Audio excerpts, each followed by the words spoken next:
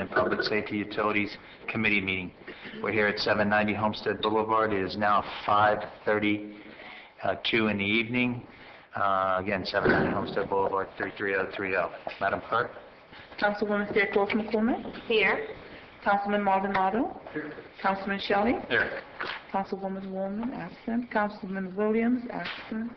Vice Mayor Burgess, absent. Mayor Bateman. Here. Okay, thank you, Madam Clerk. Additions, deletions, or deferrals? Mr. Mayor, I'd just like to request an executive session on the Landstar case we've talked to you about briefly, and also a brief report from the City Attorney's Office that we really like the air conditioning. It's great, quiet and great. David, thank you very much. You're welcome, Your Honor. Thank you, Dennis. Okay, the next item on the agenda is the steering committee update. Good evening, Mayor and Council. Here's Chairwoman Yvonne Knowles to give you an update. Thank you. That surprised me. Sorry, I jumped the gun. Again, my name is Yvonne Knowles. I am the chair of the Homestead Centennial Steering Committee. It's my great pleasure to serve in that capacity. I'd also like to acknowledge my committee. Our vice chair, Mr. Tim Craig, is in the audience. Our historic committee sub-chair, Mr. Larry Deal, is in the audience. Also, we have Ms. Kamitra Driver, Mr. Kevin Miles, Mr. Steve Losner, Mrs. Ruth Campbell, and Mr. Mike Enriquez. And I serve on behalf of these 6 individuals, so I'm here representing all of them tonight. The following 2 items will be carried out over to the June 20th council meeting, where the Centennial Steering Committee will be requesting a vote from council in order to proceed. Item 1 is our logo selection, and I'll give you a brief history on what's happened so far. As part of the Centennial Branding Project, a request for logo submittals went out to pre-qualified vendors by our City of Homestead PIO officer, Begonia Cazales, on May 10th, 2012. On Tuesday, June 12th, the committee convened and reviewed the submittals without any identifying information of submitting entity. We did not know who designed which logo. All images are available as they're part of public record, but as your representatives, we went through the initial selection process. 9 images were received and presented to the committee. After much discussion, 3 were selected with a request for minor changes on each of them from the submitting companies. Upon receipt of the revised images, these 3 will then be presented to you at the council meeting on June 20th to vote on, with the committee's comments on their recommendations for first, second, and third choice from our steering committee. It is our plan to have all branding items available to the public at the Centennial Kickoff event on August 24th. And those Centennial branding items include pin, cap, T-shirt, and we're looking for, hopefully, decals for the city vehicles that would identify the Centennial. And that's part of our cost estimate. Are there any questions about the logo at this point? Then I would go on with the budget.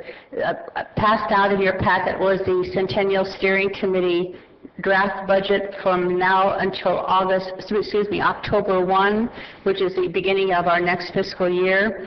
We were asked to compile what we thought would be our front-end costs before we have a budget year, before a year into this budget year. So the budget that you're seeing is presented to you in draft form that we will be submitting in your final form for approval at the June 20th council meeting. In there are only one change from what you're seeing in front of you, and that is the videography item that was $10,000. We brought down to $5,000, and we've added $5,000 for light pole banners, which we had overlooked. It's our hope to use the logo as the image for the Centennial and to do light pole banners on Campbell and on Chrome, crossing the city of Homestead, so you would see banners throughout the city identifying the Centennial coming up. So that $5,000 has been added in, but $5,000 was taken out of the videography budget. So we're still pretty close to our $29,600. One other item was added, and that was decorations for our August 24th event. So again, the budget you see in front of you has not changed that dramatically, but you will see a final budget for the June. Sir, did you? Is everybody following me on this one? Yes. Okay, good. So this is the budget that we're saying, and some of these are front-end costs that are recoupable. You'll notice we put our money in for the branding items because we need to purchase that before our budget year begins in October.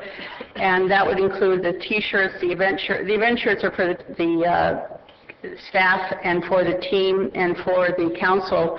That would be similar to your city shirts, but they would be identified as Centennial shirts. Pins, hats, and the vehicle medallions are included in here.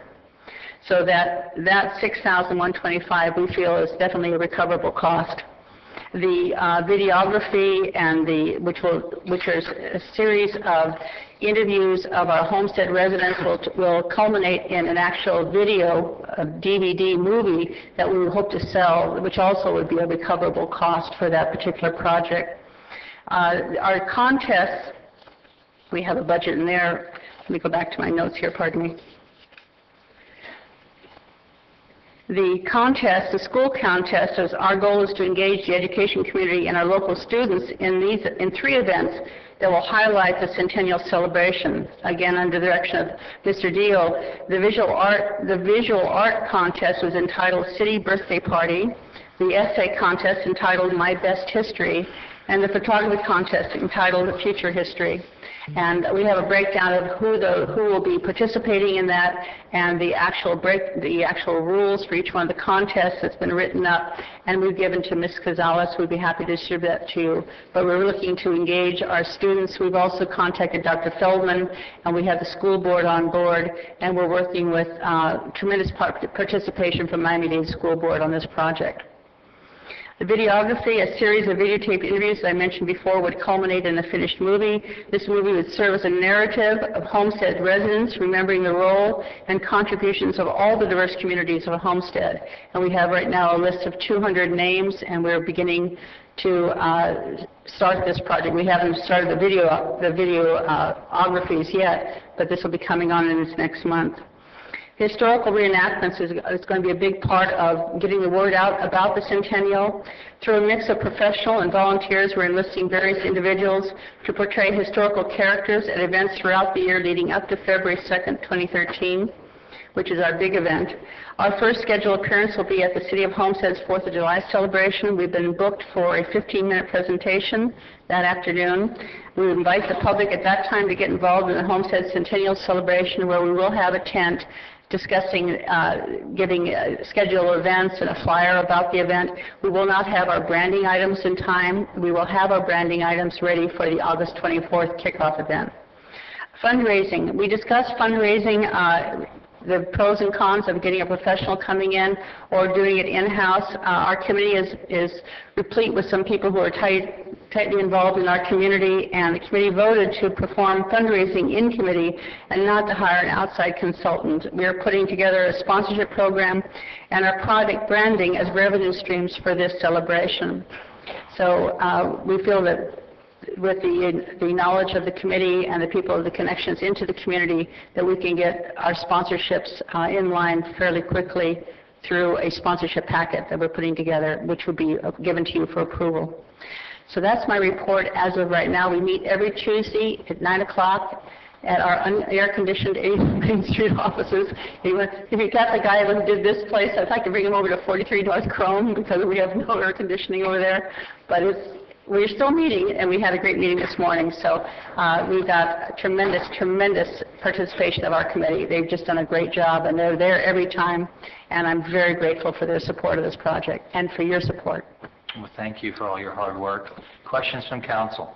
Yes, I have a question, through the chair. Thank you for all that you have done so far. It looks like your committee has been very, very busy working on the events for the Centennial celebration. I just have 2 questions. I know initially, Mr. Deal, you had run into a roadblock with communicating with the school board. Has that been overcome? Partially. Okay, we'll talk after. My second question is, have you compiled a firm list of proposed events that the committee would like to spearhead for the Centennial celebration? Yes. In fact, I had given that to Ms. Cazales, It begins, I can almost do it by memory now. It begins with the August 24th kickoff event at the community center, and then we proceed into the events that are occurring in the city. September would be a street fair downtown. October would be an Oktoberfest downtown. But these are events that there would be a presence of the Centennial, but not funded by the Centennial. In other words, they would take advantage of the fact that we're having an event. November is replete with events. We've got the Veterans Day Parade. We will have a Centennial float. We have the NASCAR races. We're asking for a tent at NASCAR where we'll be selling our branding items. There's two more events in November. There's one every weekend in November, and I can't remember the other two. The Pineapple Gala? The Pineapple Gala, that's correct. And there's a fourth one, I don't know what that is. But anyway, those are not events where we're asking for funding for, but we will have a presence and we'll be selling our branding items and getting the word out. And we will have our reenactors there. Our reenactors will be continuing presence at all of the events where we were talking about the Centennial. And then December, we have our Christmas events that we will be participating in. In January, we've got the rodeo, and we're working with the Rodeo Association, Mr. Jim Bauman. We will be part of the rodeo parade. We're designing our float right now. We're going to have a Centennial float. They'll be in both parades, veteran and rodeo parade. And we're trying to get it in the MLK parade, of course, also. So we'll have 3 parades we're going to be involved in, and then we've got our big event in February, which we're going to put all our energies to make it a huge success. We did find out from the Homestead Speedway that we cannot use their location for our February 2nd event because they have a Lamborghini event for 10 days on that weekend. If you have Lamborghini in Homestead, perfect sense to me. I don't know if it's right. But they're bringing the Lamborghinis down here for 10 days, so we cannot use the Speedway. So I called the Park and Rec and asked them if we could possibly use Harris Field. It had not been booked. So we have a hold on Harris Field for our big February 2nd celebration. And in that event, we're going to have a historical presentation of hopefully a play we're working on writing right now. That will be a play of Homestead inside the Harris Field Pavilion, and then we'll have all our tents and our events and our outdoor stage and our public event surrounding Harris Field. And it's right on the heels of the rodeo, so we're going to do some major cleanup before we do this. We have a week to clean it up and get it ready for our Centennial.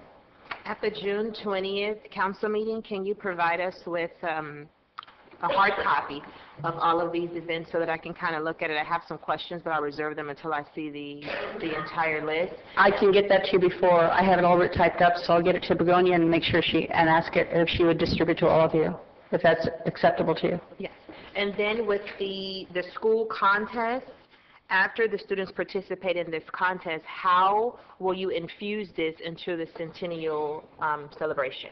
It's our hope that the imagery, which is a poster, the art contest, will be part of every month. We're going to do another poster out there letting people know about the Centennial. We'll be using that artwork as our story, as our imagery for the Centennial, with the logo, with the headlines and everything of what's happening. We're also going to keep a calendar. We're also going to have hopefully a website up here, a page on the city website that will have the old headline from our newspaper that was the original Homestead headline, and in there will be all the events page that people in the community will be able to go to and see what's happening, where they can learn about the Centennial. A lot of the discussion about a lot of calendars of events will be there for the public to access. And then my final question is, this budget that you have for $29,600, this was created with all of the events that you have planned in mind, so this shouldn't change? No, ma'am. It's only takes us up through October. It doesn't include the February 2nd event. February 2nd event. Yeah. So we've got everything in there except the February 2nd event. Okay. All right. Thank you. Thank you. Mr. Shelley. Yeah, as far as is there someone that takes minutes of these meetings? Is there any way we can go ahead and get that email to us each week so we can kind of stay more in the loop versus getting the update every, once a month? Yes. That way we have an idea of what's going I'll on. make Because I get a sure lot that of questions happens. all the time, what's new with the Centennial Committee or what's been going on, and I say, well, we'll get an update coming up in another week or two, so that way we can kind of stay on top of what's We'll going get on. the minutes to you every week. Perfect, thank you. Okay, any final questions? Okay, well, thank you so much. You're welcome. Thank you. Have a good evening. Go Heat.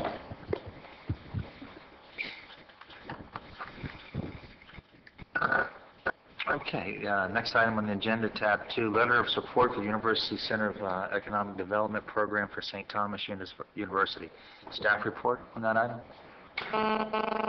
Mayor and Council, this is a continuation of discussion that began 2 months ago when St. Thomas University requested a letter of support. They would like to pursue a grant that is intended to provide funding for training, support, and microfunding for small businesses here in our area. At the last council meeting, you'll recall that the Carrie Meeks Center, the incubator, was represented here and raised some questions, and we are back before you to try to resolve their outstanding concerns and determine what your will is regarding the letter of support. Were they notified that we would discuss this tonight, the Carrie Meeks Center? Yes, sir. Oh, the Carrie Meeks Center, I'm sorry, no, St. Thomas, No, Carrie Meeks Center. I'm not quite sure. I mean, they're the ones that raised the question, so it's kind of hard. I think that, who would sign this? City manager? Who would sign the letter? Would it be the mayor or George's signature? I think it would be from the council, the mayor. Okay. Yeah, I don't feel comfortable, no. Understood. No question. We'll bring it back to you. Okay, thank you. I have a question. Please. You'll bring it back? Why With the bring it parties back? present. Oh, okay. And the parties. We had reason to think that we were going to have the parties represented here, but if we failed to make that confirmation, then obviously we'll bring it back when the parties are confirmed. Thank you. Okay, tab 3, amendment to the sign regulations to authorize community sign program. I was really confused on that. I didn't know where that was coming from. It just really says staff report, so. Yes, Mayor. This is the result of conversations between staff and the city attorney to provide you with some indication of 2 areas of possible revision to the manner in which we handle public displays of banners. One would be those on certain public right-of-ways, and the other would be public information signage in the city. Joe? Yes, sir. We had decided in response for a request for information concerning the potential adoption of a program to expand our city use of signage to notify city residents and visitors of community events and activities that are sponsored by the city of Homestead. And Development Services and the attorney have worked together to prepare an analysis of the sign program permitting the display of banner signs to notify the public and visitors of these events that are sponsored by the city and not-for-profit organizations to allow for public information and banners and also permanent city public information signs. So this program would have 2 components. It would have a display of banner signs above certain public right-of-ways and also to inform the public of events and authorize the city-sponsored temporary banners and permanent city public information signs for display, notice of community events and activities. So this is giving us the ability to rewrite code so that we can permit these types of things within the city. Okay. I think this falls under Councilman Maldonado's ordinance of reviewing signage, and I think he's back here ready to get back involved in that again. So I think that's something that we're sidestepping here. Yeah, Mr. Mayor, if I may interrupt, this is actually something that I'd asked this question about, and the idea was it came from, I had a meeting at Main Street as a local liaison to Main Street, and this is how it started, is that we have a sign banner on downtown Chrome Avenue, and the problem is that banner is utilized probably every month out of the year. It's pre-booked pretty far in advance, which meant that it was hard for the downtown area to promote activities and events that were taking place downtown. And so we were thinking of adding a second banner there that was specific to the downtown events, whether it was Main Street related or any other type of event that took place down there. And when I asked the question, it ended up opening up kind of this, and I'll let James talk about, I guess our code didn't really address procedure or possibility for doing that. And then the other thing that I had raised as well is, in addition to doing it for downtown, was that as part of our community, similar to what we discussed at our visiting session, how do we get the word out what we do here in our community, was the idea of placing signage on the east side of town. So instead of just having the one on Chrome Avenue and the one here at City Hall, we would also be able to add some to maybe on Kingman or other locations within the city, so that when we had events going on, we could make sure that the word got out there and everyone knew what was happening. And so that was kind of where this discussion originated from. Okay, it still goes back to where I originally said, is that that was a task that we gave Councilman Maldonado to work on, and to actually get into the entire sign permitting, from nuts to soup, you name it. You were going to go through it line by line, correct? And this should be part of it. This should be part of whether it be special use signs, whether it be political advertising signs. We need to go through all of them. We need to go through them, because I can tell you there are some things that are being enforced now that are probably on the books that have never been enforced before. And I can tell you I've already received a complaint from one of our local civic organizations that they just weren't used to the procedure. But the procedure probably exists. So, I think that we need to almost have those meetings once a month to get through this entire sign ordinance, because we still have the neon signs on hold. We still have different types of electronical signs that we haven't even discussed. Go ahead. And if I just may, the signage that we're talking about here is not related to that part of the sign code. This is about promoting events through not-for-profits or city-sponsored events. So this is not related to the same type of sign code.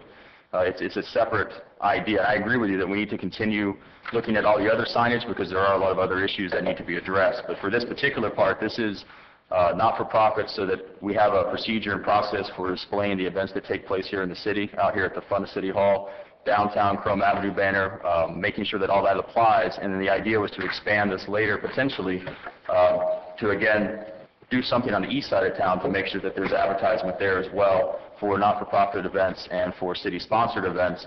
And then also look into the idea of maybe doing electronic signs as part of, say, an emergency management program for evacuations, Turkey Point related, and also it cut down the cost so that the organizations would have to pay the thousands of dollars to create the banner. You type it in and it automatically displays. So those are kind of where this was going for discussion, and in order to continue down that path, staff needs direction to either look at it or not to look at it. And so that's kind of where this is coming from.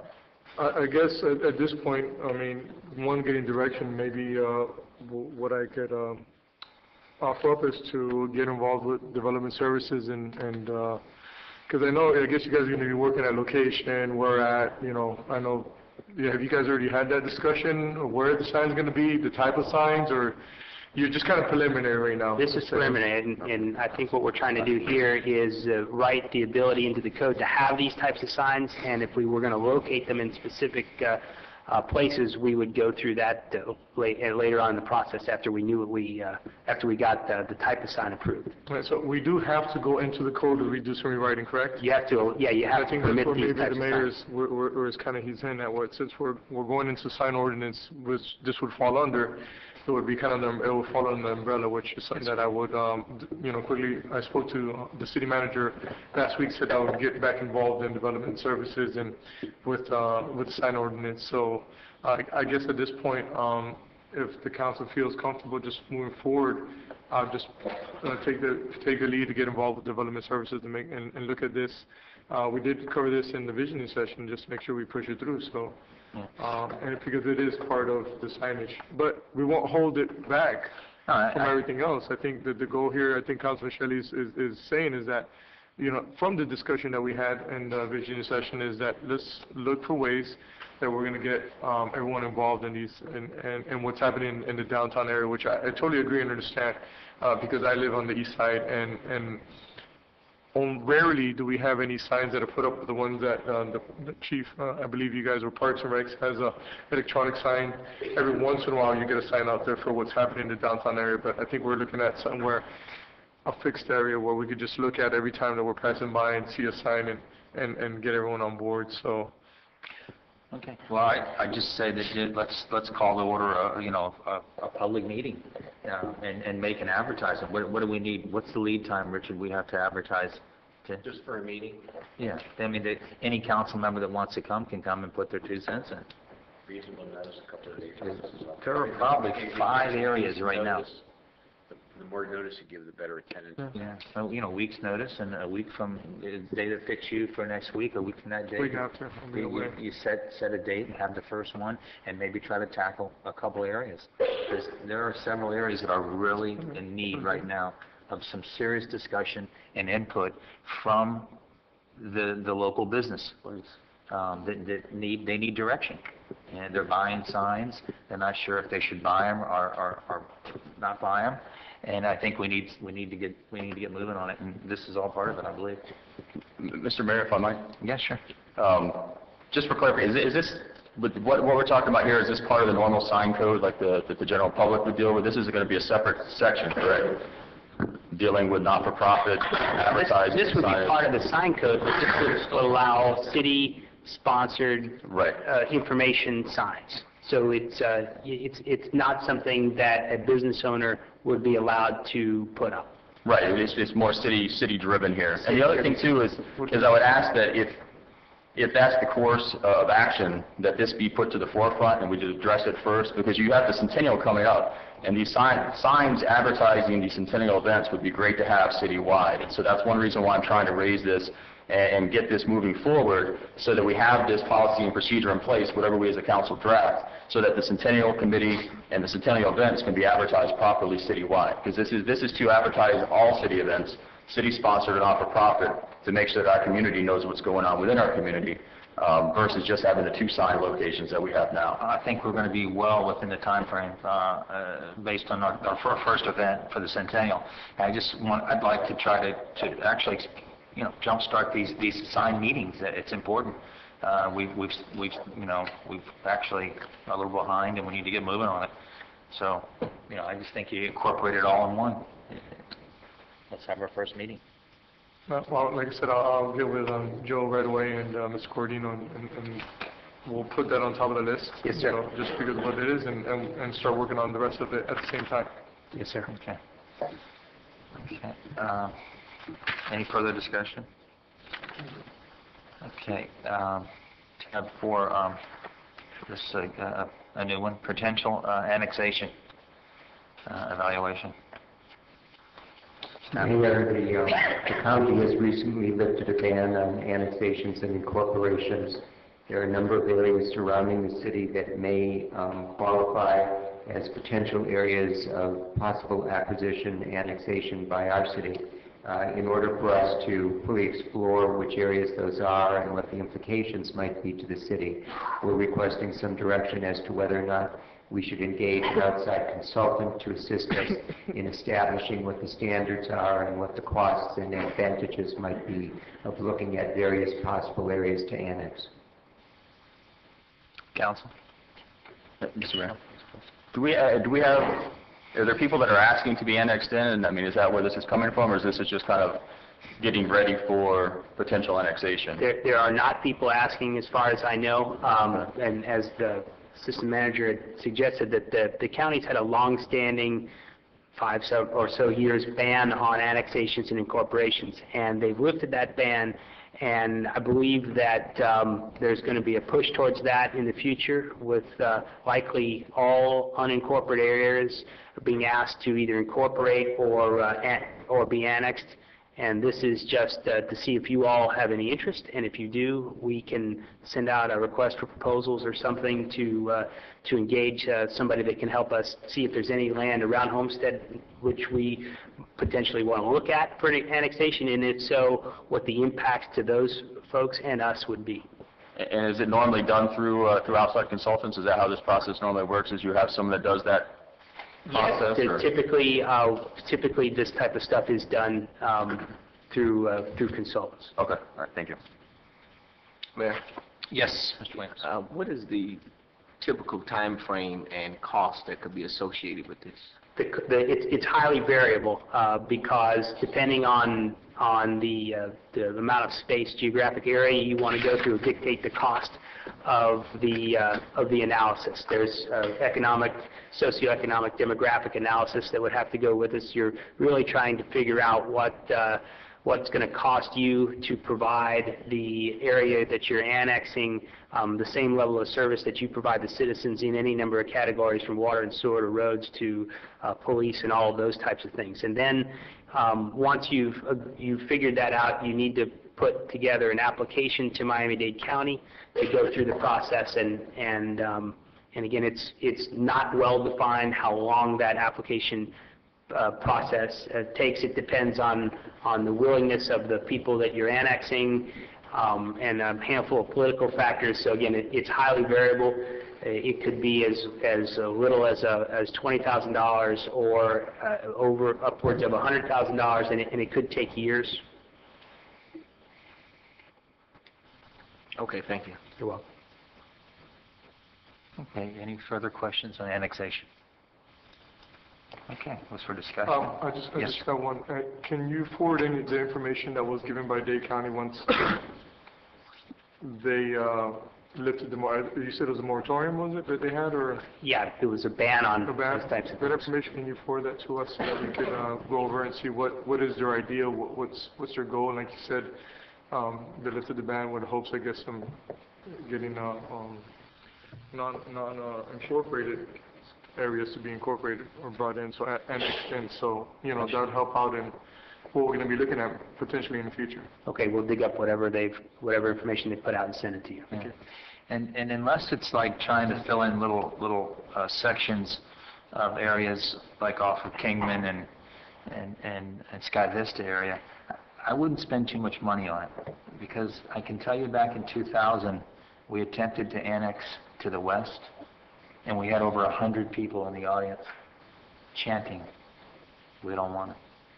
So I would do it. I'd probably do it through survey of citizens, see what the interest is. Wouldn't spend a lot of money on it, because I don't know if there's a lot of interest in it, even though I think we do a good job. Thanks, sir. Okay, next item. I'm sorry, Mayor, so what are we saying? Are you saying you're giving staff direction to send out surveys? What are you saying? Because I'm lost by your last. I'm saying don't spend a lot of money. I understand. Simple that, words. Yeah, but for direction, I'm unclear what you're saying. So you're saying don't spend a lot of money. That doesn't tell me anything. What are you saying? Are you saying you just told them to send out surveys, or what are you saying? Yeah, that's just my one personal opinion.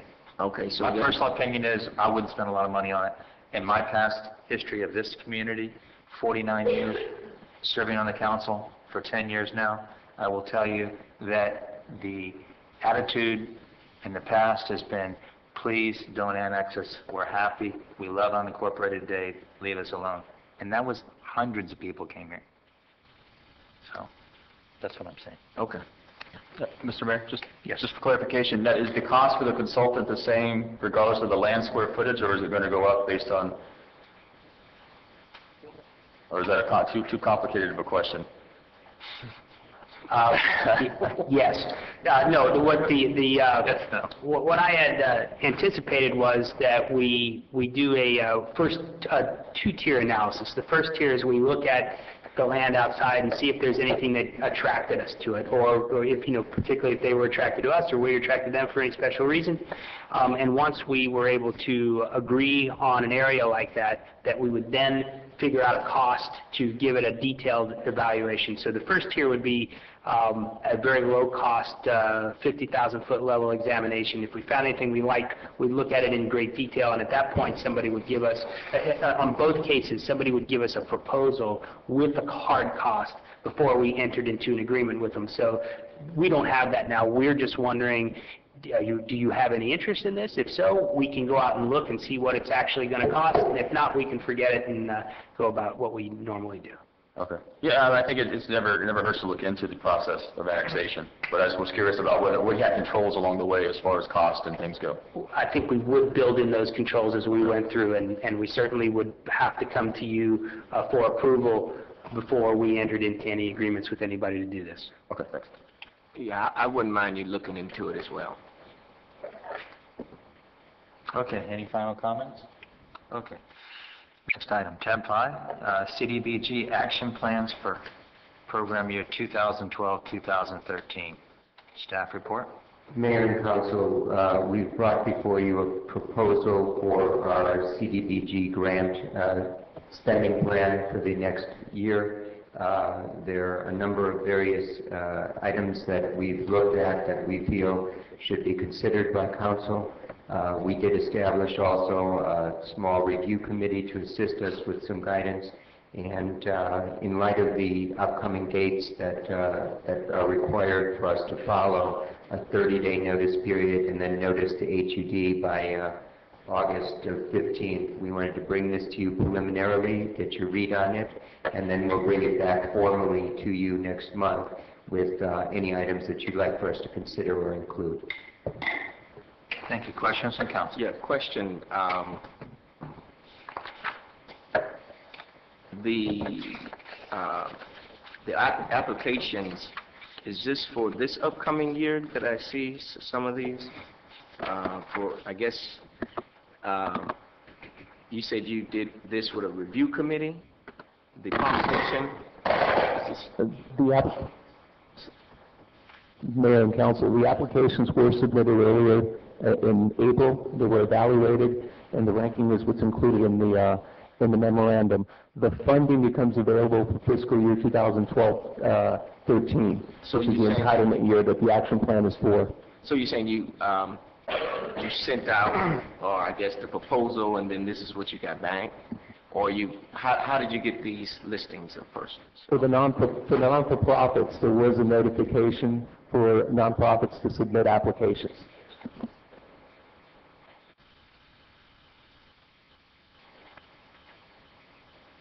Okay. I guess my question is, with the city projects, you did that with a committee, or how was those projects chosen? My apologies. As far as the city projects, our consultant met with the departments, and we went over existing projects that were being considered, and these were the ones that everybody felt were the ones that we wanted to move forward on for CDBG funding. Okay, so now my question is then, because we are the legislative body and we may see needs in different areas, when, I guess this is the time that we're supposed to be consulted on these projects, or no? That's correct, Councilman. These are the recommendations that staff has compiled. If you have other ideas or thoughts for us to consider, or you're not pleased with the items that we're bringing before you, certainly those monies can be reallocated in the formal decision that you make next month. Okay, so now let me ask another question. I know the chairwoman, I think, is Patricia Fairclough McCormick. Have you looked at these and given your green light on to bring back to us, or did you take any responsibility in these projects? Through the chair, this is the first time I am looking at these projects myself, and I have some concerns and some questions, and I've had some electronic conversation with Mr. Perez, and we discussed this, but I was waiting till you finished to answer my question. Okay, all right. Well then, if that is the case, since you are the chairwoman or oversight liaison to the CDBG, my recommendation is that you, if this council will allow, you go back, look at these projects and some of the administration costs, because one of my problems I've had with the CDBG is that we pay that consultant a whole lot of money of ideas that perhaps that we could have come up with. And I just think that it ought to be looked at constructively, and then I think a conversation ought to take place, especially with city projects, to be considered and allow the council be able to have dialogue in some of that consideration. And so that's where I stand on that. And so thank you so much, Mayor. Thank you. Yes, Mr. Clark. I've been speaking with Mr. Perez, and I read over these documents extensively, and I have a couple questions. I find it very hard to believe, well, to understand that 1, 2, 3, 4, 5 applicants, 5 nonprofit organizations submitted or responded to this RFP when there are so many nonprofits out there starving for funds, and it's just these 5? How do we advertise it? I'm going to refer to a consultant.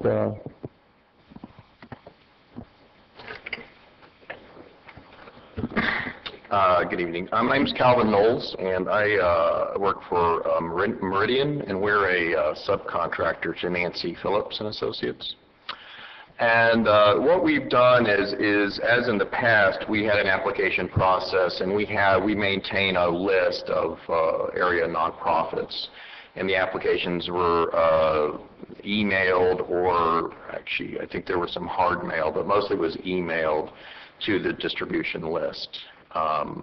So we can provide you with that list if you want. Absolutely. I would like to see that list because there are so many nonprofits, in particular the nonprofits that apply for the CRA grants, that I know some of their proposals would be in line to obtain a CDBG grant, but I don't see their names on here. So if I can have a copy of the list of NPOs that you have, I greatly appreciate that.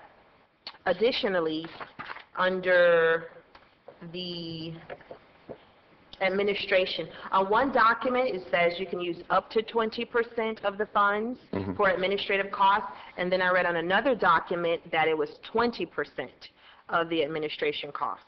Is it up to 20 or 20? It's up to 20. It's up to 20. And no more than 20. Yeah. I would like for us to look back at that, if we can kind of negotiate that percentage so that we can utilize more funds to be expended in the community. Right, and actually, if you look at the program in the past, the 20% is what was budgeted, but you rarely actually go up to 20%. It actually comes in a little less than that. I think last year you actually spent, I think you spent 13% last year, so there was a little bit of money left over there.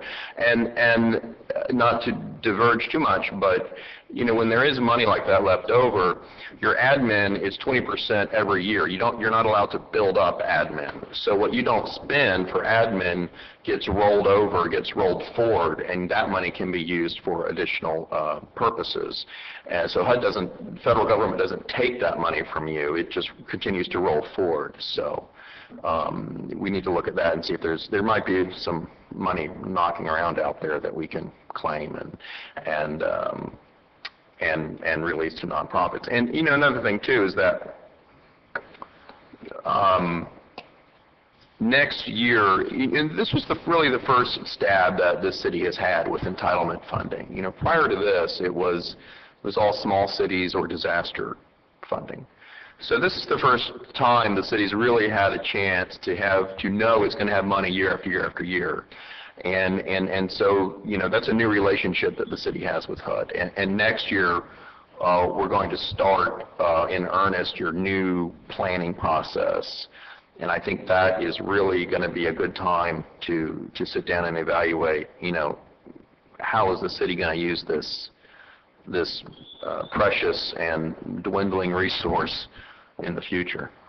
Thank you. And when that conversation is held, I would like to sit down at the table to discuss this, because historically we have expended a lot of the entitlement funds on infrastructure, parks, Whitcott Park, the senior center, but I would like to see for us to expand it more in the public service area, because in looking at these activities under eligible public service activities, I feel that they are more aligned in tune to the goals and the vision that we set as a mayor and council. Just to name some of them, job training, fair housing counseling, education programs, down payment assistance. Those are in line to the goals that we have set for this council. So I would recommend that we move more towards the public service activities.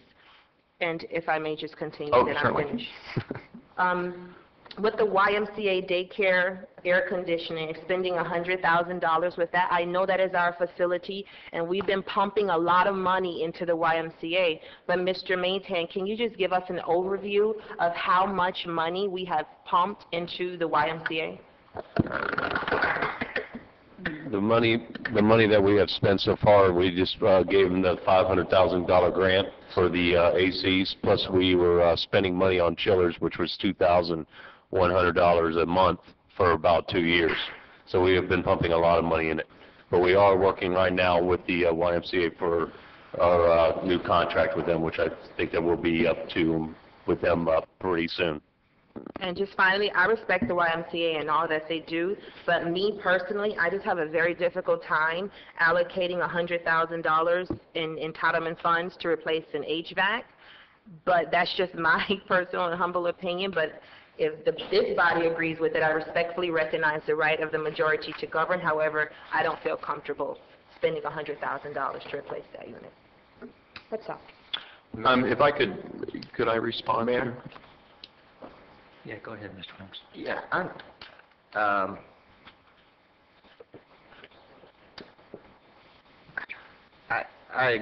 I guess in my first statement, that's why I wanted to really go back and look at how the CDBG money is being spent, because I don't understand. We just gave them $500,000 for air conditioning. Well, how many air conditioners they have over there that's broken? To answer your question, Mr. Williams, when we got the $500,000 grant, we put it out for bid, and the bid came back at $1.2 million. We can only do $500,000 worth. I don't know the exact number, but what we just going to spend with the 500, they probably have like 6 or 7 more units they have to change out. Okay. Well, I know this is,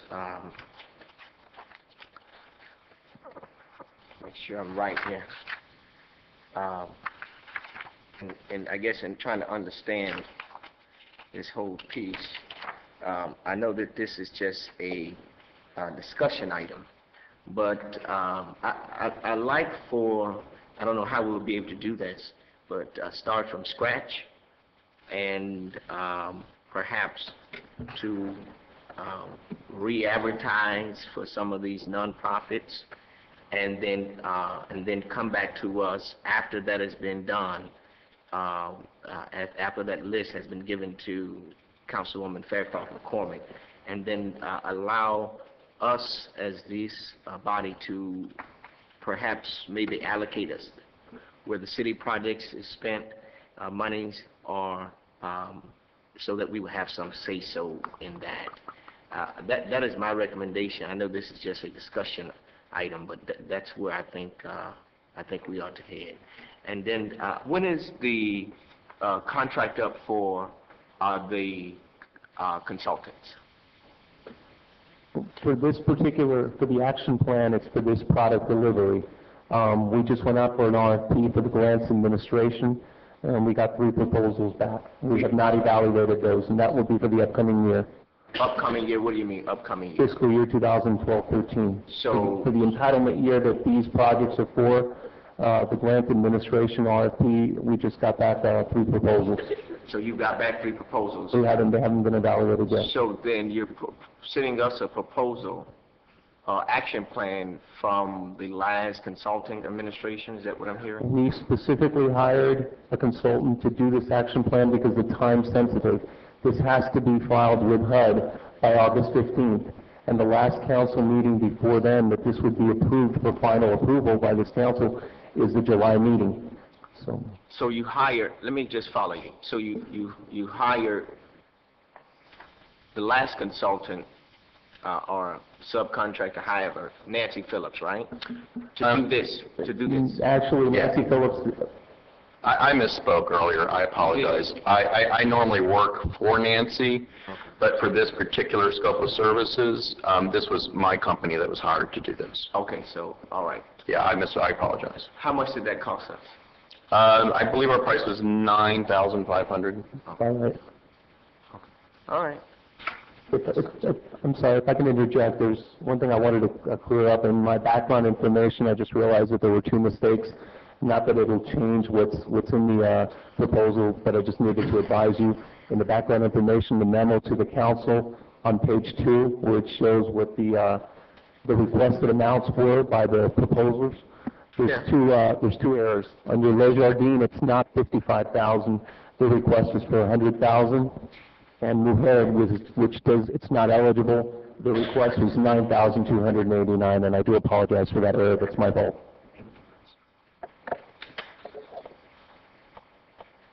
Mr. Mayor? Yes. Listening to my colleagues, I'm trying to understand what our options are as a council. you said there's a deadline, I guess, of August. So as far as redoing this process, I mean, is that a possibility time-wise? It would be very difficult. What I would suggest is we did get, there's two other proposals that were ranked. One is not eligible. If the $100,000 for the YMCA seems too much, or it's something that the council doesn't feel that they want to recommend, either we could fund them less or fund one of the other proposals. That could be done. Or the monies could be diverted to one of the city projects, because one of the city projects that we've allocated the $322,000 to, that's a $2.5 million project. So any funds that can be diverted to that project, you know, would be helpful. And how was the process that selected these individuals? Because I know we had almost the same exact argument, I think it was last year, where we had applicants that applied. There was a very small pool of applicants, and then at the last minute it was, let's put it back out to bid, let's start the whole thing over again. And at some point, you know, again, it's the fairness issue. Is, you know, the same problem I had last year, I kind of somewhat have this year, in that is it fair to the applicants that did follow the right procedures and processes? And I think the ultimate problem we have here is how we're getting the word out, and maybe getting before us at the council before you start this process, so that we can tell you, these are our priorities. Look for these particular types of organizations. This is where we want the money going. And so to start over now, I don't know that is possible, based on the time constraints and also based on the fairness for those parties that have actually followed the rules. And so that's why I'm trying to understand how these particular, I guess, 4 applicants were ranked. I mean, was that, what criteria did you use in making those determinations? Part of the application that was sent out to all the applicants, they pretty much set out the questions that they needed to respond. And we had a panel of 3 evaluators, and we ranked them by points, and this is the ultimate ranking. And again, Mujeda did not considered eligible because they were outside the city, and what they were asking for was mostly a capital project for the facility. So we thought that was not eligible. But as far as the rankings go, what was your criteria? It was a check sheet? Who made the criteria? Who weighted the rankings one way or another? I mean, is that... Yeah, there was a checklist. I don't actually have the checklist with me, but it was a point system. It was a 100-point system, and it was based on the soundness and the comprehensiveness of the application, whether it met the city's goals, whether it was eligible, criteria like that. And I can tell you that New Hope and YMCA submitted very strong applications, and were ranked the highest. Les Jardins also was ranked very high. Yeah, it was a sound process. I mean, I think that there are certainly always other people that you can send this out to, and you know, I'm sure that the list can always be updated, but I can tell you, once the applications came in, I think staff actually did a pretty sound job of evaluating the proposals. Okay. And this is my last comment, and that is, you know, we don't have any of the rankings here in our packet either. I mean, before I vote on this finally, because this is just discussion, my understanding, to kind of flush this out, but before I have to vote on this, I would like to actually see the rankings, so I can, you know, is there a big difference between 1 and 4? Is, you know, can I actually see those documents myself so I know what I'm voting on? Sure. There is not a big difference between the top ones. The differences become greater as you go further down the list, to be honest. Yeah. Mr. Mayor, I Yes. just have one more Please, question. Mr. Clark. Have you followed up with Galata on the 5 houses that they received? What is the status of that? May I respond to that? Yes, please. The status is that the 5 houses are now all officially the property of Galata. I'm very, very happy to tell you that. Are they occupied, though? Are they occupied? That is an excellent question, and they are not occupied as of right now. The agency, we've been working with the agency to get people in there. They have identified people to go in there. They're just a little, I think, what's the word? A little cautious right now with their documentation, but we've been working with them on their pro formas and getting applicants in there. The last house was just deeded over to them, I want to say, a couple of weeks ago. So they just got possession of the last house. But they are not occupied, and we are working to get them occupied. Thank you. And just finally, Mr. Perez, when you meet with staff to write the consolidated plan for the next 5 years, please email me so that I can be a part of the conversation. Absolutely. Thank you. Okay, any further questions? Mr. Williams? Yeah, just to make sure I'm clear, you said the list of persons that you sent these out to, the applications that I'm speaking to, were a list that was generated last year, or is that what I heard? The list is several years old, and we do try to update it. It rolls forward from year to year. So. To my colleague, Councilman Shelton, that would be my problem, because if this goes out every year and it goes out to the same people, then those new organizations that have come in or provided different services not been updated, and so to have them to be a part of the conversation or to be able to submit, they weren't even notified of so because the list is not updated yearly, and so that will be the merit in which I am making my recommendation for it to happen. But that's what I wanted to make sure before. If I could suggest something, I believe if we sharpened our pencils, there might be... Mine is sharp. You care to sharper. Yeah, exactly. There might be some fun, and we've had some projects come in under budget. I know there's some, like I said, there's some excessive administration money out there. I mean, we might be able to cobble together some additional funding for an additional nonprofit cycle. That is entirely possible. That we could do. I mean, you can do this at any time. It's just good to do it when you're preparing to submit your new action plan. So that might be a solution. Have an additional cycle instead of just this one. If we can, I can't commit because I don't know exactly how much money there is, but there could be some money enough money to do that. You know, I just think that what we're hearing up here is that that whether we're involved in the selection process or not, we're left out of the process totally, and then we're told to vote on it, we're told to ratify it, told to agree on it, and I can tell you these are very familiar names and good organizations. Le Hardane, wonderful, but they stood there last year and received $75,000. So I think what my colleagues are saying is like, let's spread the wealth. Let's try to help, some of these other not-for-profits that we do know are out there, but apparently are not either getting the invite or maybe they're just not stepping up. Maybe they're not. I don't know. Maybe we're wrong. But, I would like to at least see a list of who exists prior to your selection committee. I wouldn't want to be part of the selection committee, but I'd like to know who's out there.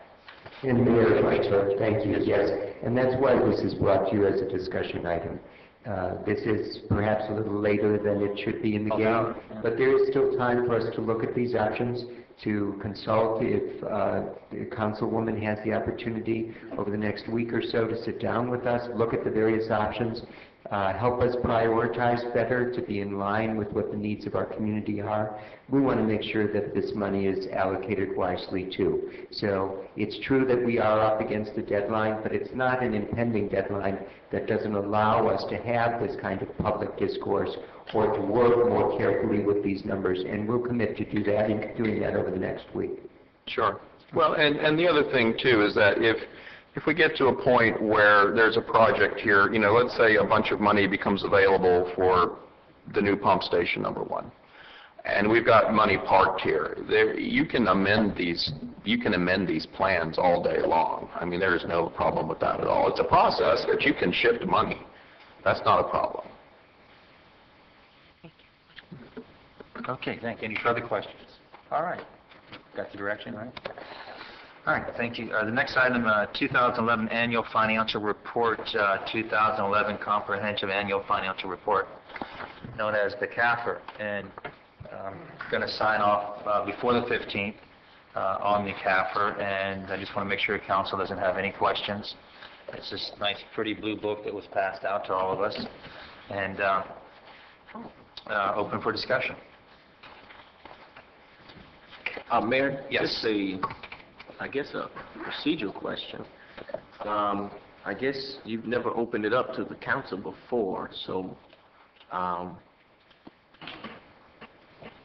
my question will be, is there something in here that you...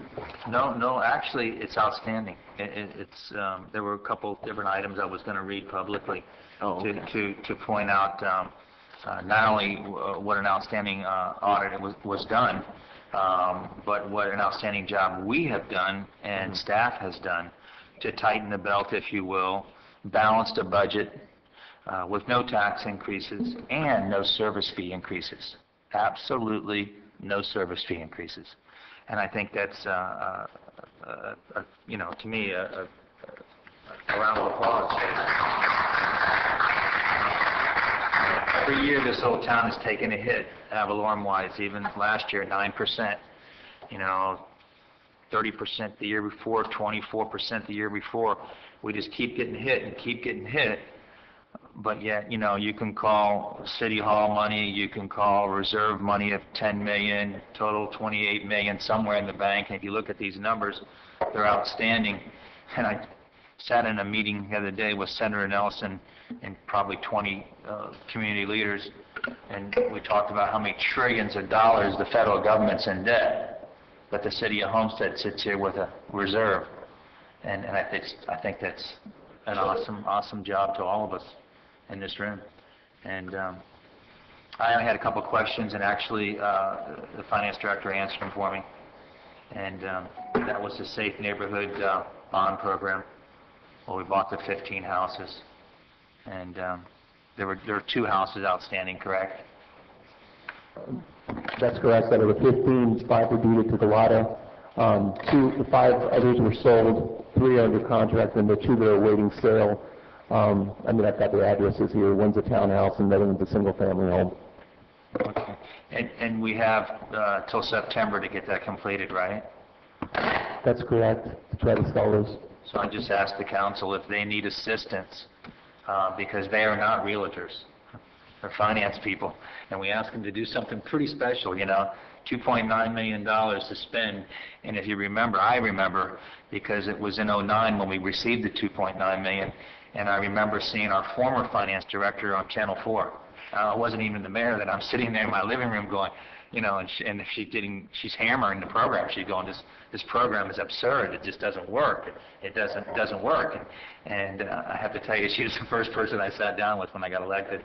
And I said, what kind of help do you need? We're going to make this program work, because we're not going to send back this $2.9 million, and we didn't do it. So kudos. If the department needs help to get rid of the last couple of houses, I'd like for council at least to give a direction that if you need some real estate help, do something, do whatever you need to do, but don't get caught with those last 2 houses that we have here. Any further questions for Council Steve? Does that sound okay? Okay. Thank you very much. Next item, tab 7. Relocation of pump station number 1, the wastewater treatment plant site. Mayor, you and council, I'm sure, are aware that the southwest area of our city is generally dependent on pump station 1, which is desperately in need of being upgraded to allow for additional expansion in this area and for hookups to the system. We have had an engineering firm working closely with us. We've explored a number of different ideas. We believe now that we're in accord, that we have one that will work well for our citizens and makes financial sense. So we're bringing it to you to discuss and explain it, to answer any questions that you might have, and then to provide us with direction moving forward. Okay, council, discussion? Go ahead, Mr. Williams. Yeah, you're saying to relocate it to... Give me the history on this, Julio, please, so I can... Okay, just to give you a brief history.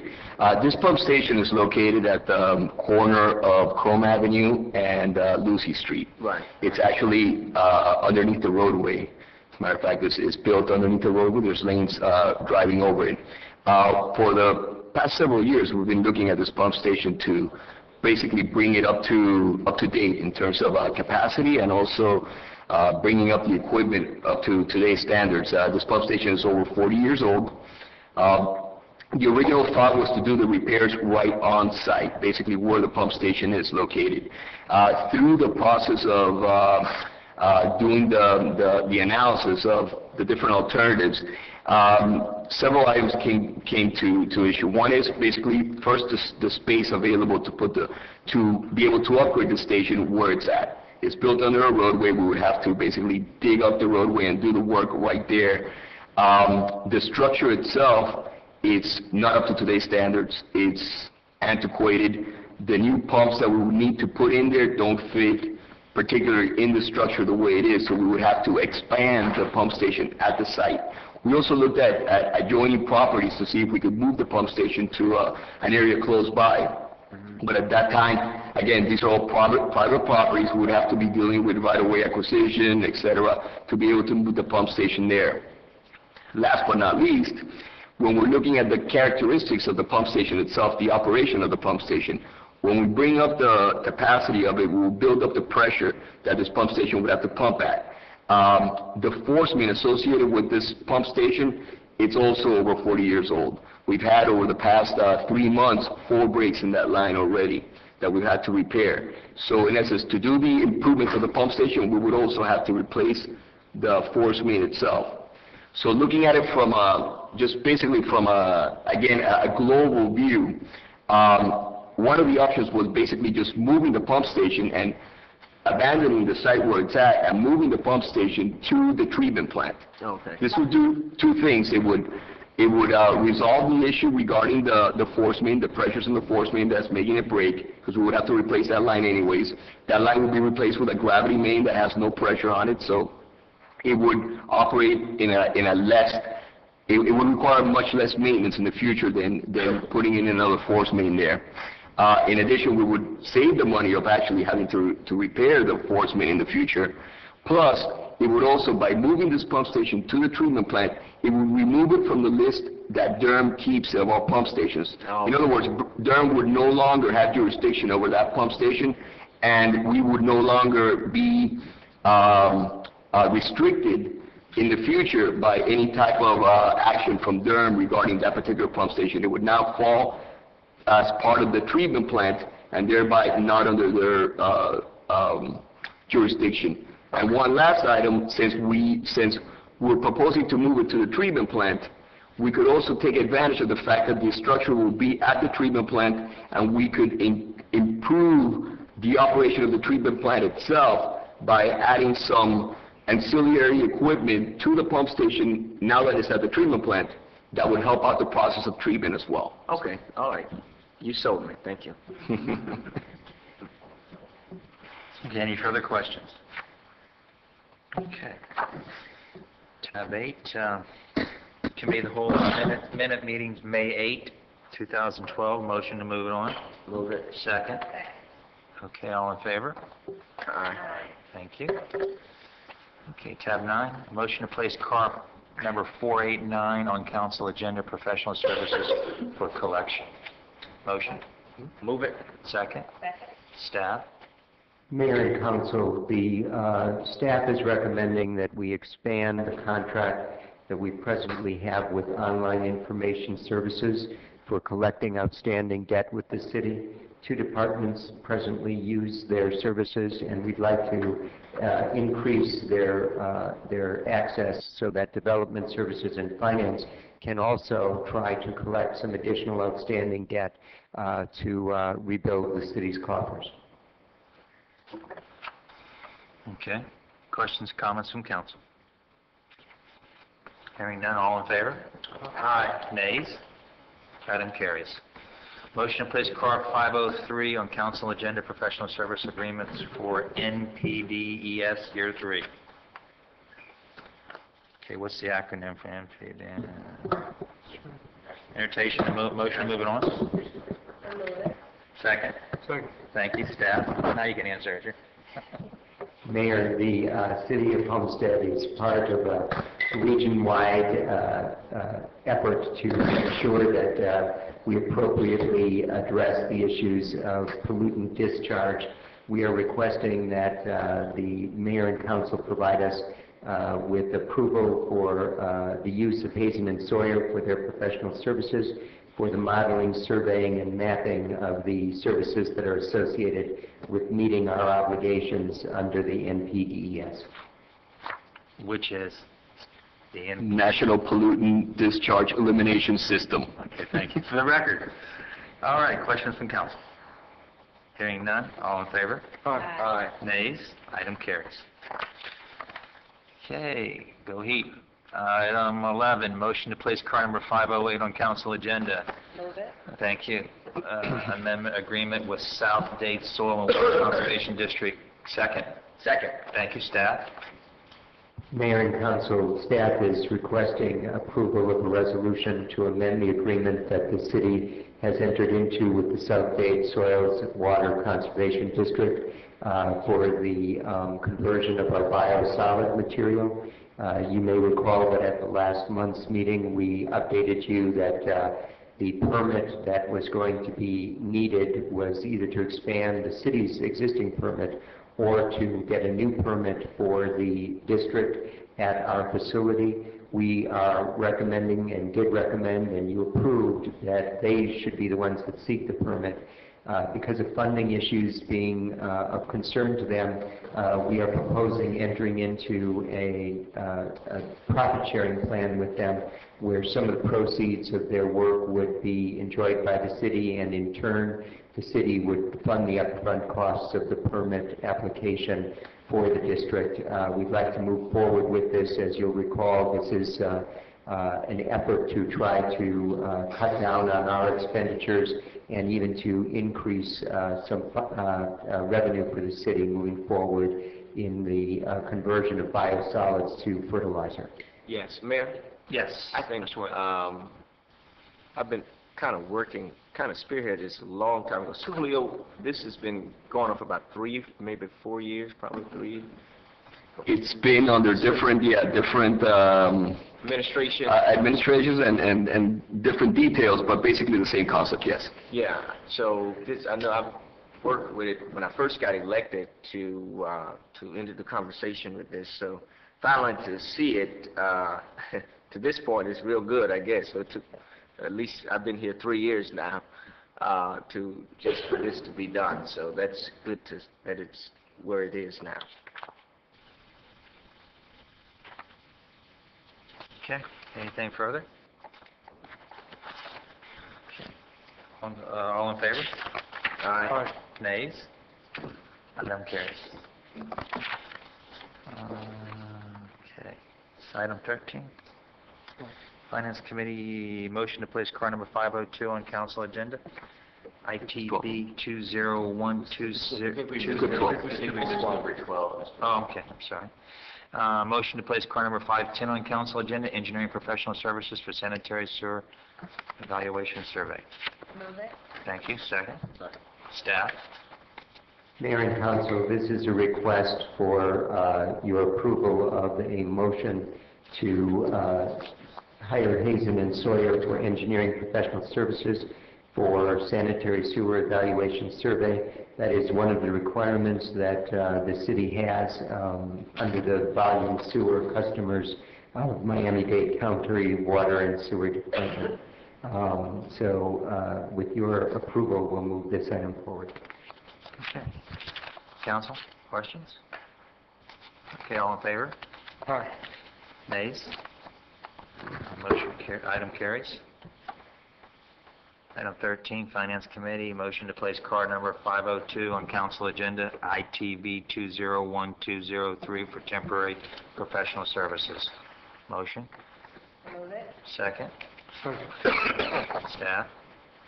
Mayor and council, staff went out with a request to various vendors to provide the city with temporary professional services. We received 7 responses that reviewed. We are requesting approval of a motion to award 3 responsive bidders that temporary servicing contract so that we can utilize their services as needed. Questions and comments from council? Mr. Mayor. Yes, sir. I mean, is this for any specific department, or is this just general citywide? I didn't quite follow what the... Mayor and council, it's citywide. Okay. And is it temp job? I mean, is it like secretarial work, or are we talking all types of... I'm sorry, I didn't mean to interrupt. Go ahead. No, go ahead.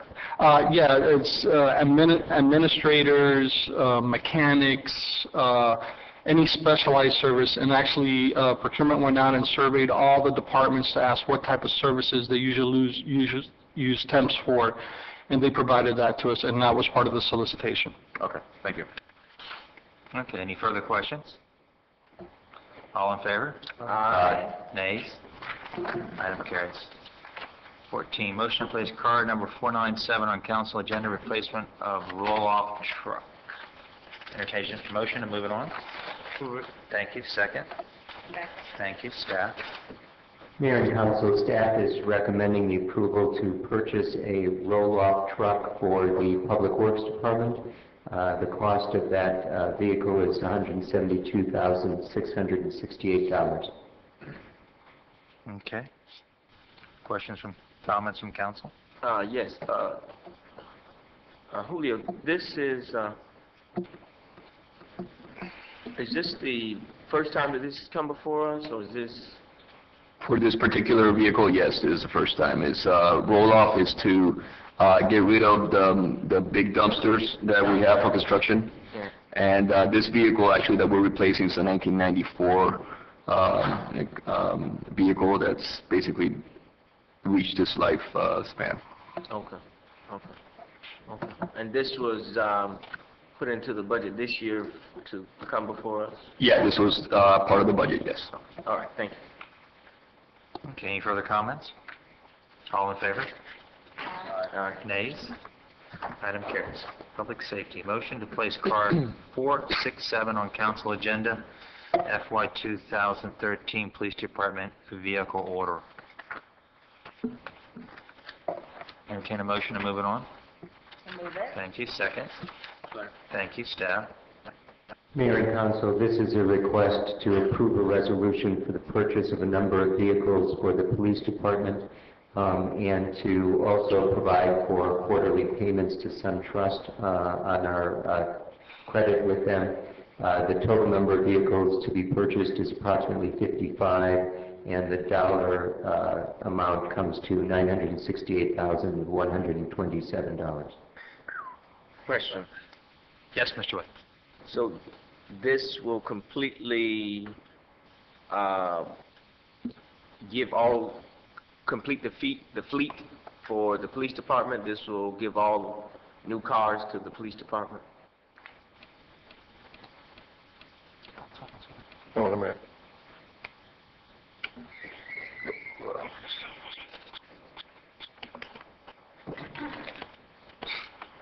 Mayor, members of the council, good evening. No, not completely all new cars. It only replaces the 2005 through 2007 vehicles. How many cars have we bought so far now, new? You bought 15 of the 2011s, 8 of the 2010s, and 17 of the 2012 Dodge Chargers. 17? Yes, sir, that was the last order. And this is how many?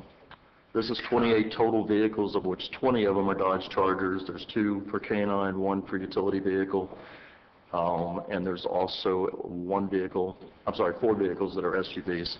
I'm sorry, let me stop you now because I heard 50. It was my mistake. Okay, because when I hear 50, I remember some others that you bought. So I'm saying this should complete the order. You're saying no. So, okay, 28 and 2. Okay. Well, we can increase it if you want, you know. But listen, we're giving... Come on, help me here. Do it. Yeah. I know that 3 looks like a 5, so I understand. Okay, never mind. Go. You're fine. I wrote down 55. I'm like, wow. So we were definitely doing good. David's going outside. There's no doubt in my mind. I think it's slipped that one by. Okay, Dave.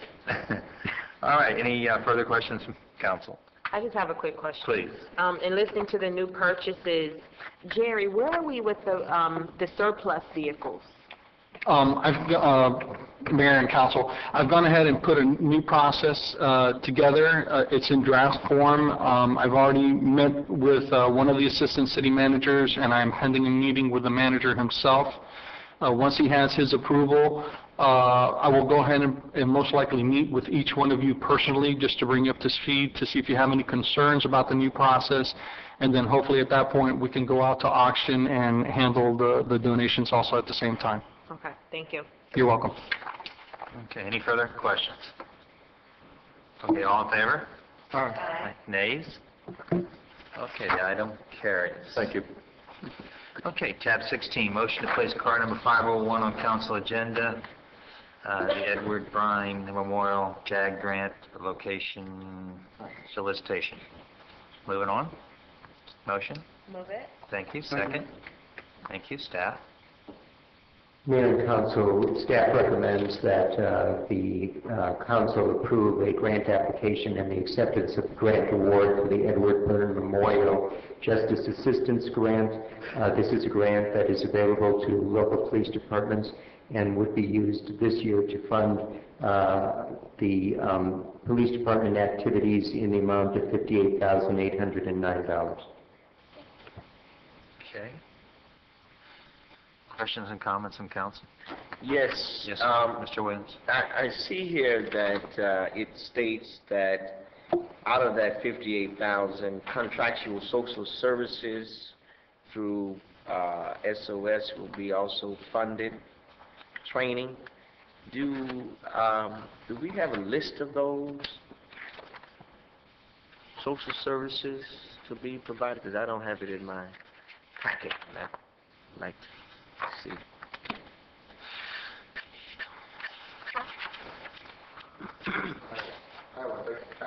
I have a breakdown sheet that I'll give to you. Okay.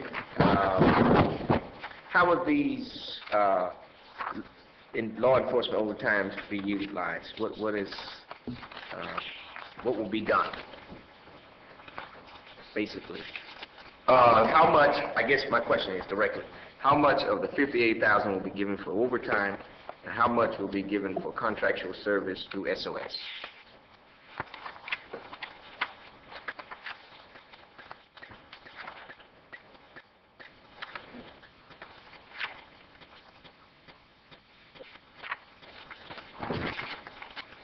The way it's broken down here, it shows that $34,986 are used for overtime. And the training is $2,500. Fringe benefits is, let me back up a little bit. The consultant contract, which is SOS, $18,400.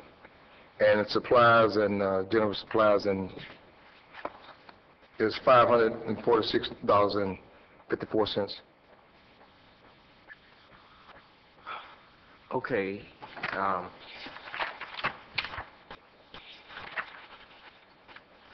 Okay. You say you have that breakdown? Yeah, personnel is $34,000, fringe benefits $2,006, travel is $2,200, supplies is $546, consultant contracts $18,400. Okay. And altogether it's $58,809. Is there any reason why we didn't get what you have? It should have been in there, but I guess this is about the 18th year, so I thought she may have thought you all remember it. No, I forget what happened yesterday. Okay. All right, well, you can take my copy. Okay, let me look at your copy.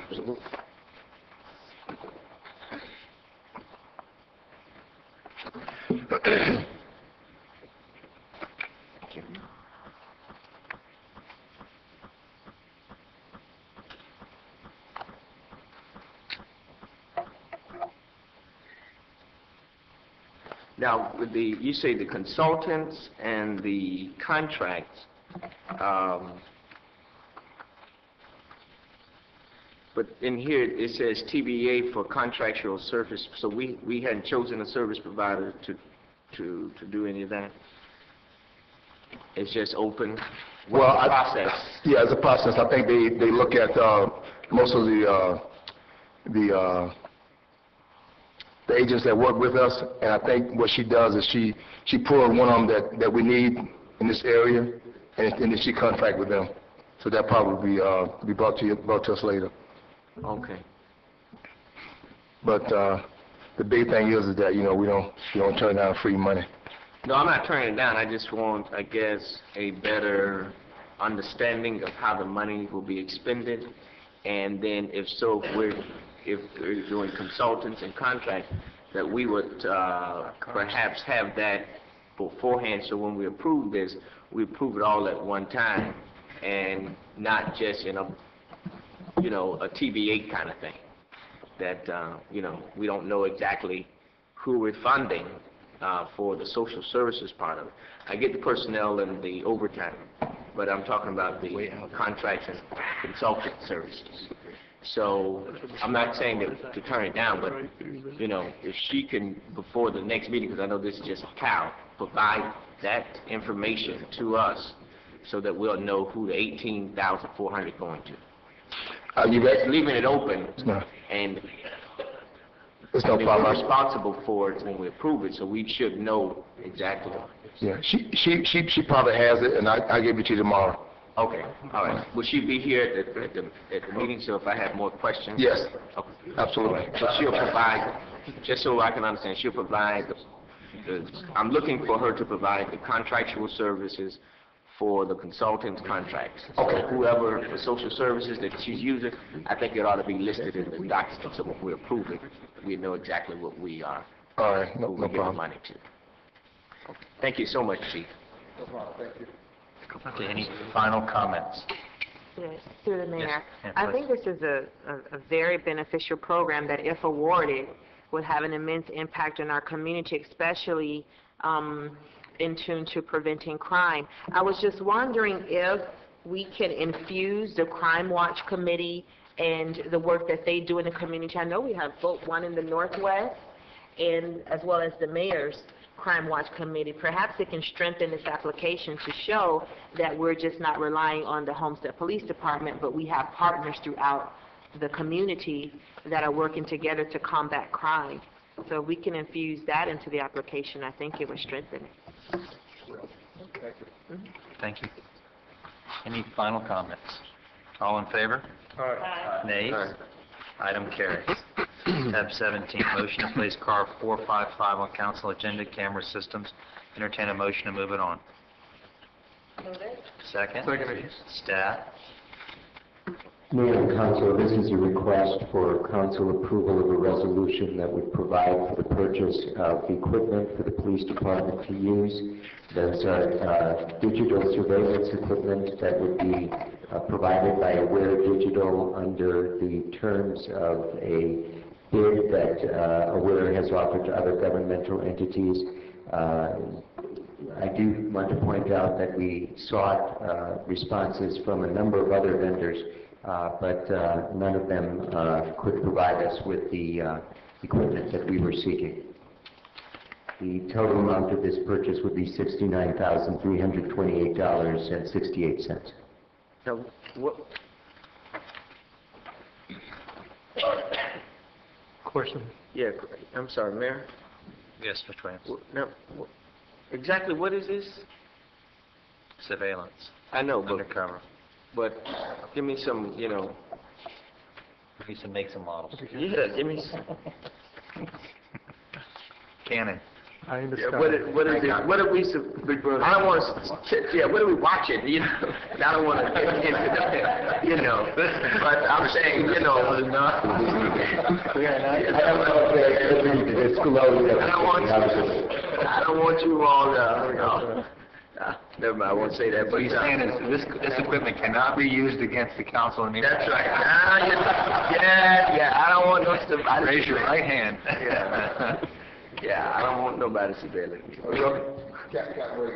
Okay, Cameron. Good evening, Mayor and Council. This equipment is very specialized surveillance, video surveillance equipment, and it came about actually from sanitation and code enforcement because of issues throughout the city with illegal dumping. Oh, And they now, asked us say to- no more. Okay. I got you. We need that. So how does it work, just briefly? IP camera. They're IP cameras, exactly. They're IP cameras that can be used at night, where there's, in very dark areas, that we can put in various locations and monitor remotely, for actually, what is now a major illegal dumping problem that we have throughout the city. Now, question, Mayor? Yes. Now, I have a huge problem in the Southwest with illegal dumping. I know, I think, in the Northwest, I know that on the west side of town, it's like a field day. Most of the cameras will be operation in those areas. Yes, as a matter of fact. Where, but I'm pretty sure. I would tell you that I met with Crystal today, and we've had several discussions, and Southwest is at the very top of the priority list. Okay. How many cameras are there? 5? 5? I have to look at my cheat sheet. So 3 in the Southwest and 2 in the Northwest? Well, they're portable cameras. Well, that's it. Eastside doesn't have anything. They're all gated communities. Wait a second.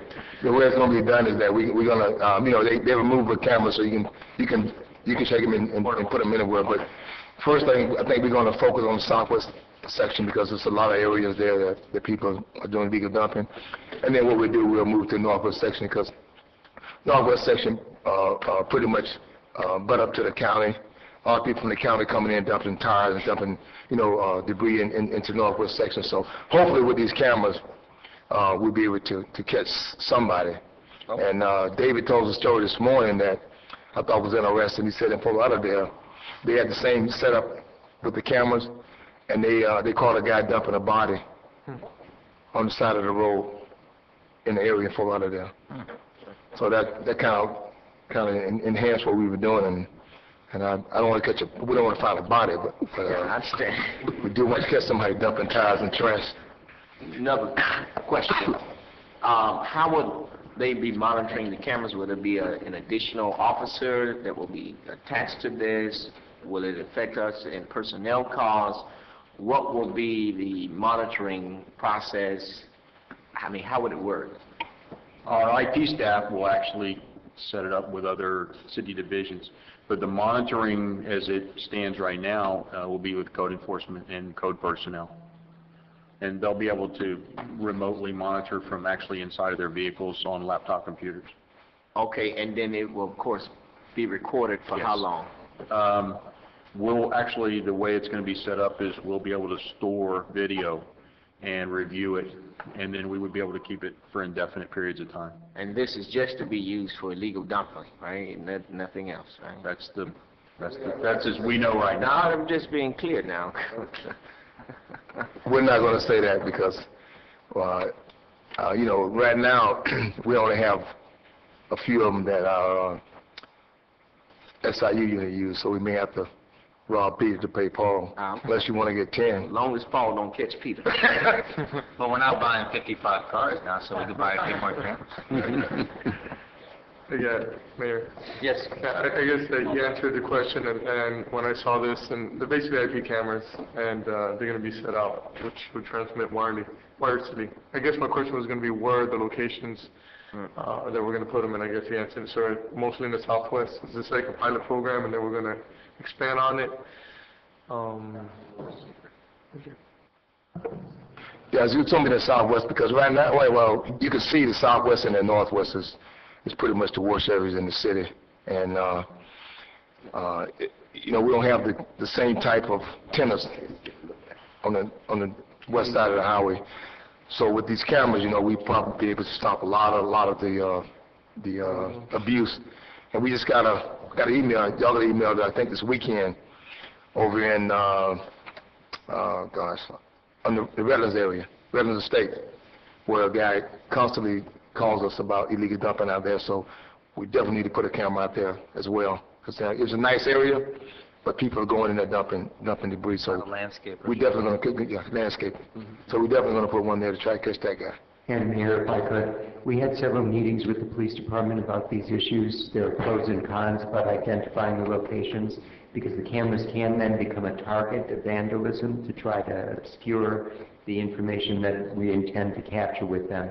We do want them to be mobile and transportable so that we can move from location to location. And we've seen these used very effectively in other municipalities. I've seen cases where they've even led to the forfeiture of the vans and the pickup trucks that we use to actually do the dumping because the police have that opportunity. So we think this is a very valuable tool, and if you'd like, we can give you more information individually, but I think for a lot of different reasons, we want to be a little bit selective about exactly where these might be used. Now, I know we're on this issue, but now, I have a lot of, for some reason or another, I don't know, with the projects being cut down in Miami, the Liberty City area, and all of the vouchers given down here. But I know crime has picked up in my area a lot with drugs and different things like that. These cameras will be able to be utilized on some of the high trafficked drug areas that have become more visible now in the Southwest area?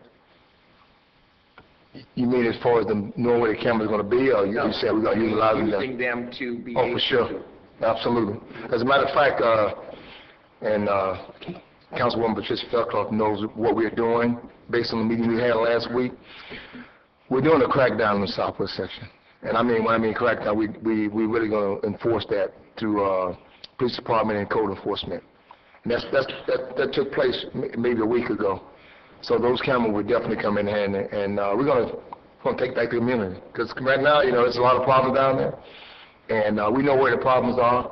We're doing a lot of things that's gonna be long-term, but the camera will definitely help us out, and we're gonna use those as soon as we get them. Okay, well, share with me your plan, since you shared it with Ms. Fairclough. Share it with me. Well, what happened was... Whenever, after the meeting. Oh, okay, because she can tell you a little bit about it. It's a good thing. Tell me. But I want the chief to tell me. Okay. Mr. Muldown, you done? Okay, thank you. All right, any further comment? All in favor? Nays? Item carries.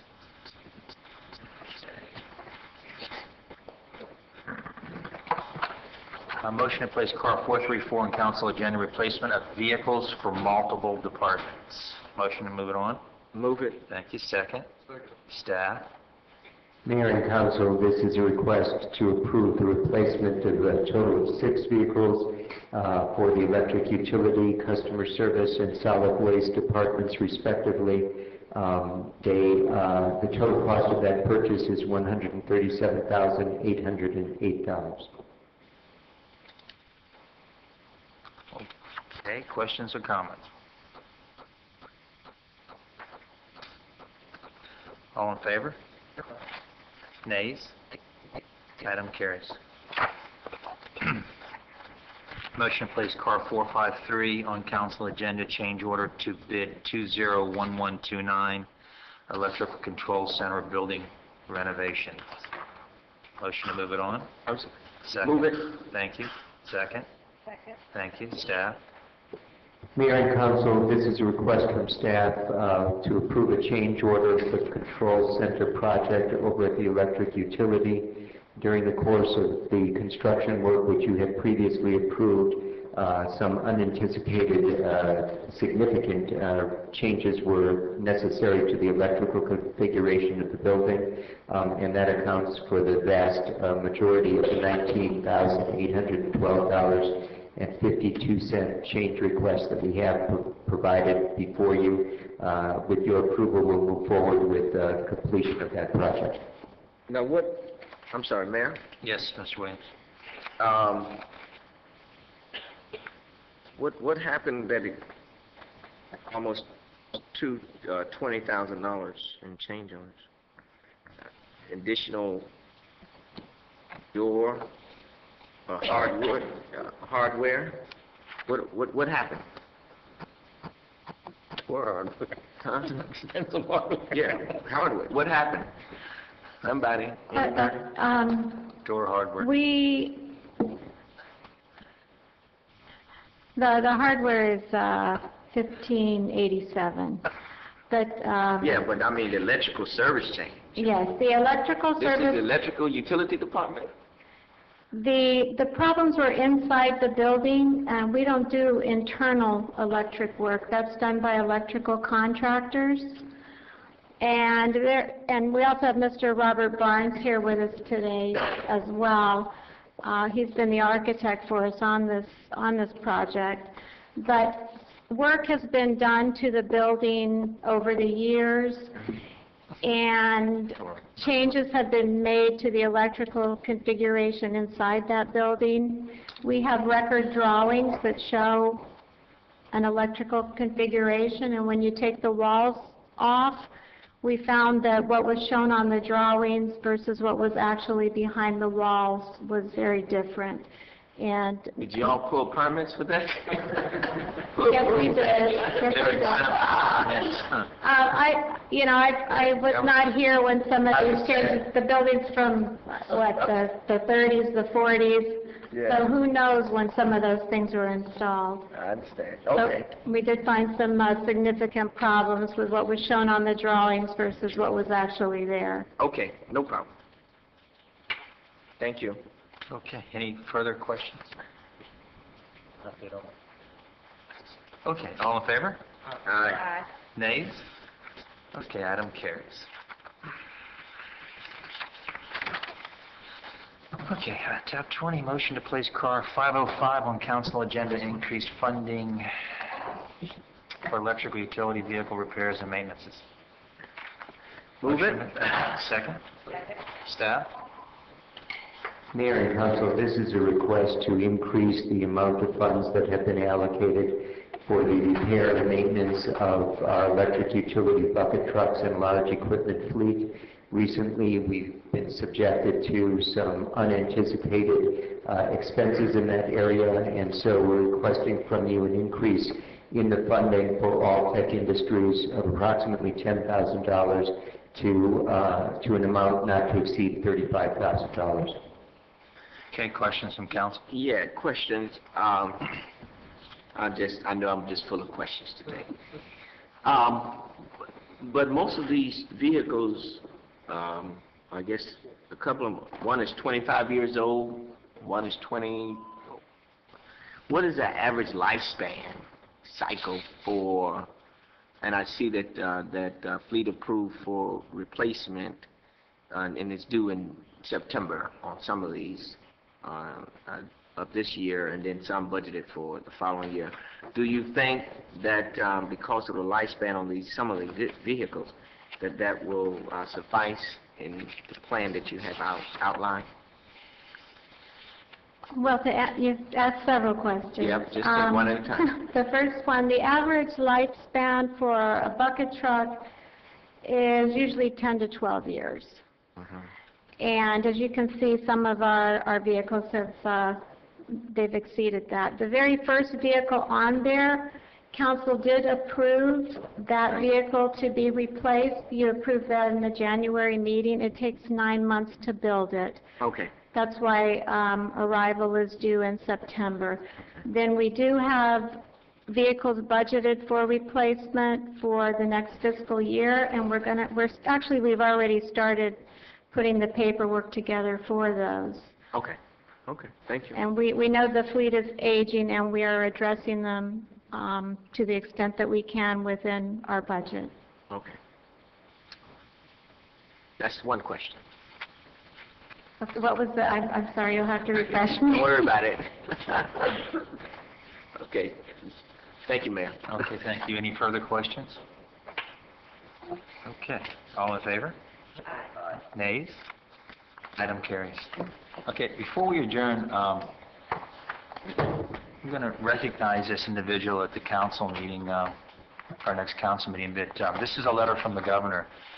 Specialist Geraldo Campos, actually of Homestead, Florida, died on June 2nd, serving the military in Afghanistan. Specialist Campos was assigned to Company B, Battalion 23, and the Infantry Division. The governor asked us to fly our flag at half-mast tomorrow, if we would. Is that something we'll do? Of course, Mayor. And I've put a call into his wife and to his parents. He was 23 years old and was killed Saturday in Afghanistan.